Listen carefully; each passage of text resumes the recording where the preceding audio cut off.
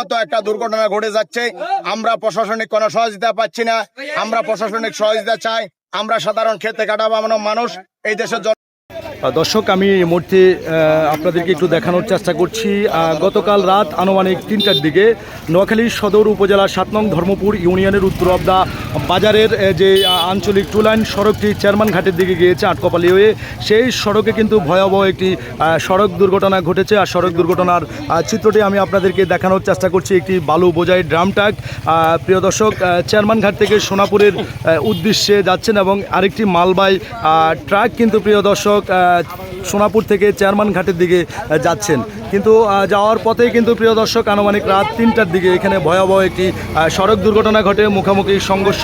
আর সেই সড়ক দুর্ঘটনায় দর্শক যদি জানিয়ে রাখি আপনাদেরকে যে এই যে ট্রাকের চালক যিনি রয়েছেন তিনি কিন্তু গুরুতর আহত হয়েছেন। তাকে fire service, Noakhali Maiji fire সার্ভিসের সদস্যরা এসে কিন্তু গাড়ি থেকে কেটে বাইর করে উদ্ধার করে এবং এখানকার স্থানীয় জনগণ সহ তাকে নোয়াখালী আইসোসজ্জার যে সদর হসপিটালটি রয়েছে সেখানে পাঠিয়েছেন উন্নত চিকিৎসা করার জন্য। দর্শক, এখন পর্যন্ত এখানে দেখতে পাচ্ছেন যে উৎসব জনতার ভিড় এবং এখানে প্রত্যক্ষদর্শীরা রয়েছেন এবং গাড়ির নাম্বারটি আমি আপনাদেরকে এই মুহূর্তে সরাসরি দেখানোর চেষ্টা করছি। দেখতে পাচ্ছেন এটি হচ্ছে মালবাহী পরিবহন, যেটি সোনাপুর থেকে চেয়ারম্যান ঘাটের দিকে যাচ্ছেন 24 সিরিয়াল। প্রিয় দর্শক, দেখতে পাচ্ছেন একেবারে ধুমড়ে মুচড়ে গিয়েছে এবং যে ড্রাম ট্রাকটি দেখছেন প্রিয় দর্শক, সেই ড্রাম ট্রাকটি আমি আপনাদেরকে একটু দেখানোর চেষ্টা করছি। আপনারা আমার সঙ্গে থাকুন। এই যে বালু বোঝাই ড্রাম ট্রাক আমি আপনাদেরকে সরাসরি দেখানোর চেষ্টা করছি। দর্শক, আপনারা আমার সঙ্গেই থাকুন। দর্শক, দেখতে পাচ্ছেন যে ড্রাম ট্রাকটি আসলে যে খোলা গাড়িটাকে চাপ দিয়ে ড্রেনে চাপ দিয়ে তাকে আঘাত করেছেন। আসলে সেই ড্রাম ট্রাকের নাম্বারটি 11 সিরিয়ালের 0156। প্রিয় দর্শক, এই যে ড্রাম ট্রাকের চিত্রটি আমি আপনাদেরকে দেখানোর চেষ্টা করছি, তারও কিন্তু ড্রেনের অংশটি কিন্তু ধুমড়ে মুচড়ে গিয়েছে। প্রিয় দর্শক, এখানকার স্থানীয় যারা আছে তারা আমাদেরকে এমনটাই জানিয়েছেন যে এই যে ড্রাম ট্রাক যেগুলো রয়েছে সেগুলো কিন্তু চেয়ারম্যান ঘাট এবং প্রিয় দর্শক সোনাপুরে যে আঞ্চলিক টু লাইন সড়কটি রয়েছে সেই সড়কে কিন্তু প্রতিনিয়তই সড়ক দুর্ঘটনা ঘটছে এবং তারা বেপরোয়াভাবে গাড়ি চালাচ্ছেন এখানকার স্থানীয়দের, এমনটাই অভিযোগ। প্রিয় দর্শক,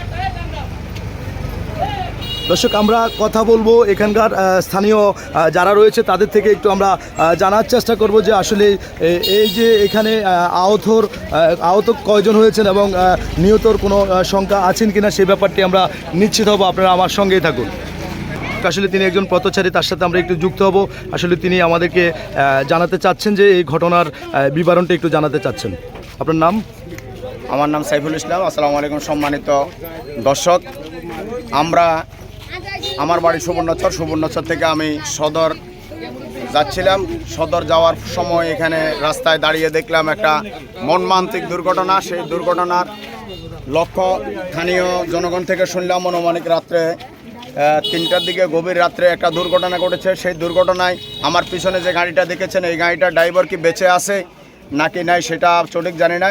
তারপরে সাইড থেকে একজন দর্শক বলল নাকি ওই ড্রাইভারটা এখনও বেঁচে আছে। আসলে এই সুবর্ণচরের এবং সদরের লোকগুলা, সদর সুবর্ণচরের লোকগুলা যেই একটা রোড, এই ছাড়া আমাদের ভালো কোনো রোড নেই। এই রোডে আমাদের সদর সুবর্ণচরের সকল লোক, দক্ষিণ হাতিয়া থেকে শুরু করে সকল লোক যাতায়াত করে, যার কারণে এই রাস্তায় যদি এইভাবে বালুর ট্রাক চলে তাহলে আমাদের এই দেশের সাধারণ জনগণের খুবই কষ্ট হয় এবং সাধারণ জনগণ রাস্তায় চলাফেরা করতে গভীরভাবে অনেক কষ্ট হয়ে যায়। এবং এই সাধারণ জনগণগুলো আমাদের সিএনজি অটোরিকশা ছাড়া আমাদের এবং সুবর্ণ সার্ভিস এবং এর থেকে ভালো মানের কোনো গাড়ি নেই। এই বালুর ট্রাকগুলো প্রতিনিয়ত অন্তত 40 থেকে 50টা গাড়ি চলে। সেই গাড়ি চলার কারণে এই দেশের সাধারণ জনগণ দুর্ভোগে পড়ে গিয়েছে। আমি প্রতিনিয়ত সড়ক দুর্ঘটনা ঘটে, সিএনজি অটোরিকশা এবং মনে করেন আপনার সাধারণ যানবাহনের ক্ষতি করে এই বড় বড় বালুর ট্রাকগুলা। একটা ট্রাক মনে হয় যে আপনার এই 30 থেকে 40 টন বা 30 থেকে 40 টন মাল বহন করে। যেই সড়কে আমি দাঁড়িয়েছি এই সড়কে 30 থেকে 40 টন মাল বহন করার ওয়াইড এই সড়কে নেই। আমি সদর সুবর্ণচরের এমপি মহোদয়কে আবেদন জানাচ্ছি এবং আপনার প্রশাসক মহোদয় এবং সুবর্ণচরের ওসি এবং সদর ওসি এবং মনে করেন আপনার ডিসি মহোদয়ের কাছে আমি আবেদন জানাচ্ছি এই দেশের সাধারণ জনগণের পক্ষ থেকে।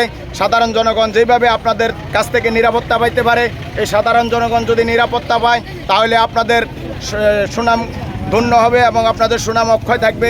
আমি আবারও এমপি মহোদয়ের কাছে অনুরোধ জানাচ্ছি এই বালুর ট্রাকগুলি অন্তত শীঘ্রই বন্ধ করে দেন। আপনার কাছে আমি অনুরোধ জানাচ্ছি, আপনি যদি ইচ্ছে করেন প্রশাসনের দিকে নিয়ন্ত্রণ দিয়ে এই গাড়িগুলো বন্ধ করতে পারবেন। আপনি দেখেছেন আমার পিছনে সত্যি জনগণ দাঁড়িয়ে আছে এবং এই বালুর ট্রাককে যেভাবে এই ট্রাককে পিছন থেকে সামনের থেকে ধাক্কা দিয়েছে, আমার মনে হয় যে 15 থেকে 20 হাত পিছনে নিয়ে আসছে। জনগণ যেভাবে বলছে, আপনারা যে গাছ দেখেছেন আমার পাশে, এই গাছগুলো যদি না থাকতো তাহলে মনে হয় গাড়িটা আরও অন্তত পিছনে 20 হাত চলে যেত।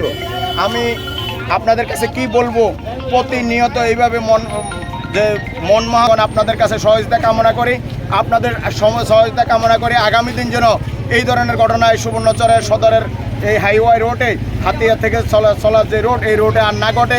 আমি আবারও এমপি মহোদয়ের কাছে অনুরোধ জানাচ্ছি। আসসালামু আলাইকুম।